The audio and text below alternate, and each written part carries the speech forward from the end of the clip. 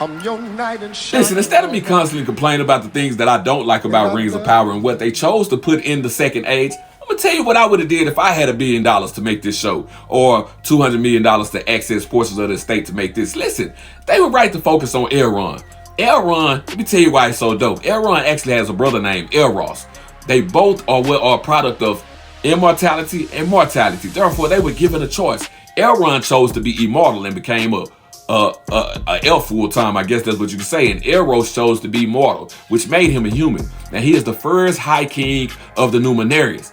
Let me tell you why Numenor is so important and why I had to mention Elros along with Elrond being important. Because you won't see Elros in this show or the second age. But let me tell you about it. In the first age, there was this deity named Morgoth or Melkor. He's like this universe version of Satan. That's basically who he was. He could not create, he could only mutate and corrupt life that was already created on this earth. Listen, the God of this universe created the elves first. Man was supposed to become second. Morgoth, because of his crimes against nature, his crimes against the world, and his crimes against the elves, lost a big battle and went into bondage and was in prison for like 3,000 years in Valinor, which is the far west. It's kind of like, I guess you would say Mount Olympus or a version of heaven or whatever you want to call it, but it's kind of like paradise on earth for the immortals. You know what I'm talking about? Anyway, the elves are immortal, so they was there alongside Morgoth. Morgoth, whenever his time served was up, he decided to destroy these trees that was lighting up the world, that was giving pure divine energy. Listen, him and the spider did this. The spider was named Ungoliant. Shelob's mother, grandma, whoever it's supposed to be. That's neither here nor there. Anyway, the elves had created these cimmerils, these jewels that harnessed some of the light and the pure divine power of these trees. So when the trees were corrupted, they was trying to figure out, how do we get this light back? They asked this elf named Fëanor for the jewel. He said, no, why would I give this to you? Unbeknownst to him, Morgoth had stole them. Morgoth stole them and went back to Middle Earth, or what is known as the regular portion of the world. Anyway, the elves declared a feud, a blood feud against Morgoth until death, that nobody, not even him, no other elf, nobody else on this earth could have those jewels, and they would always fight to the death until they got it back. They literally cursed themselves. And then they started what's known as a kinslaying. They killed some of their own people just to get there so they could go fight Melkor, so they could go fight Morgoth. Anyway, as I said, the elves were awakened first. Mankind came later. When mankind awoke, mankind had nothing to do with nothing. Mankind was just minding his business, waking up, hearing the lies that people was telling. They didn't know what to do. Some followed the dark, some followed the light. Listen, whole big war happened, a lot of deaths, unnumbered tears. There's a lot of things that happened. But there was a few humans who fought on the good side, who actually became heroes in this age. And because of this, whenever the gods or the deities came to Middle Earth to save what was left, they granted them their own island, the ones who fought on the side of the good, which was Numenor. And they made Elros the High King. This is why the Numenorians have long life. See, Elros and his descendants live up to about 400 and some years. 400 plus years. They kind of have to give their life up. You know what I'm saying? They're not immortal. They're long lived. Let me keep going. Let me transition now. Let me tell you why Sauron's important. Listen, Morgoth had a few lieutenants. He had Gothmog. Gothmog was a Balrog. Had a bunch of Balrogs. The Balrogs, Sauron included, are what's called, or what's known as Maiar. They're like lower level deities, like spirits, angels. I don't know what you would call them. It's kind of like the angels that Satan corrupted or whatever. But anyway, he had Gothmog, and then he had a dragon that he created named Glaurung. Now, Glaurung couldn't fly, but Glaurung could hypnotize you, he could freeze you, he could brainwash you, he could do all type of stuff, and of course he spit fire. Sauron wasn't stronger than neither one of these two, but Sauron was more clever. Sauron was a shapeshifter. So all those years when Morgoth was in prison, Sauron was just getting the orcs together and building machines of war just ready for whenever they freed Morgoth. Sauron was always crafting and being creative. That's who he is. That's why he survived until the Second Age and everybody else died. Gothmog, Glaurung, and Celebrimbor, the Black, all these other dragons and everything that Morgoth had. I want to say there's a few Balrogs that are supposed to be in different places of the earth. You saw Durin's Bane.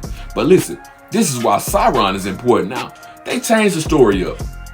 They mixed it up because they wanted to throw a whole bunch of things in at once. I don't know why they did it. I wouldn't have did it, but I'm going to go to Celebrimbor. Celebrimbor is the descendant of Fëanor, the greatest craftsman to ever live on Earth. Fëanor was the elf that created the jewel that Morgoth stole, that harnessed divine, pure light and power from Valinor, which is in Far West, which is kind of like, once again, Mount Olympus. That's what I'm gonna call it. That's what I'm gonna compare it to.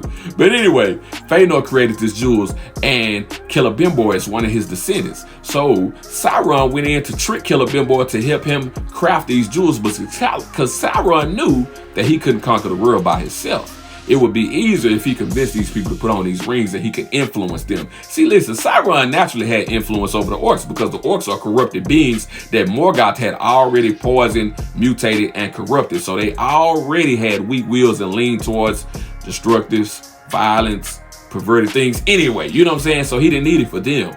But for the humans, for the elves, and for the dwarves, he did. Now, it didn't work on the dwarves at all. The elves got away because the elves created 3 rings on their own, and when they put the rings on, it made them aware of what Sauron has did. So Sauron started a whole war against the elves, and it began in the Region versus Celebrimbor. Now check this out. All of this actually happened 1,000 years before the events that are going on now in Rings of Power. Well, when it comes to the Numenorians and other things like that, they kind of squashed all this stuff together and made it happen at once. It didn't happen like that. Sauron went to war against the elves. Sauron won.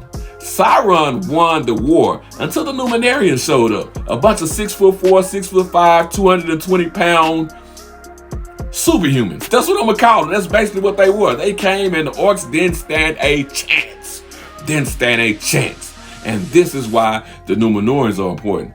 Because instead of killing Sauron and their hubris and in their ego, they decided to put him in prison. The same way the gods did in Valinor with Morgoth.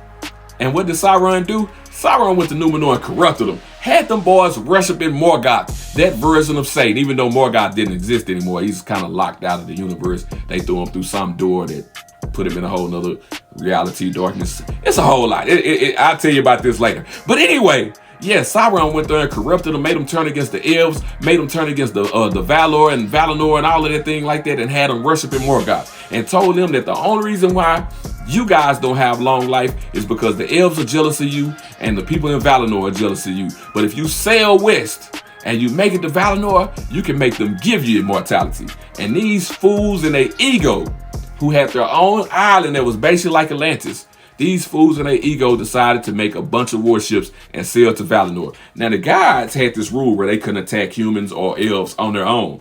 So what they did was they caused the ocean to spread apart and sunk all the ships. And a giant tidal wave happened because of this thing that happened with the ocean, and it sunk Numenor. Sauron just so happened to be on the island of Numenor when this happened. And this is why his body was destroyed, and he was never able to take a fair form again. But he was mad. He was pissed off after this. Now I'm going to tell you why he was pissed off. Because some of the Numenorians remained faithful. They continued to work with the elves, and they continued to worship the Valar. And they went to Middle-earth and they established 2 kingdoms, Arnor and Gondor. So Sauron, whenever he was able to reform into his body, you know, the big, giant, bulky, armored, evil fire thing that he was, the first thing he did was declare war on Middle-earth. Now, the Numenorians that survived, they had a couple of small populations and camps left in Middle-earth, so they started to form these kingdoms. But they didn't have the same numbers that they had before. So this time they started what's called the Last Alliance. And this is where the elves that remained in Middle-earth and man had to form together to try and defeat Sauron and all the orcs and the machines and the stuff he had going on. It's a great big war. You saw it in the beginning of the first movie, The Lord of the Rings, where they had the Battle of the Last Alliance and Sauron was killed and his ring was cut off. But anyway, yes, Elrond, Elros, Sauron, Celebrimbor, those are the people that I would focus on extremely. You know what I'm saying? I didn't even mention people like Glorfindel. Of course, we know about Gil-galad. He's very important. It's a lot of people. Galadriel, she's dope and she's important too. But those are the ones that should have been focused on the show. We shouldn't be following the stores and fake Gandalf and Tom Bombadil or whatever that is going on. Junior.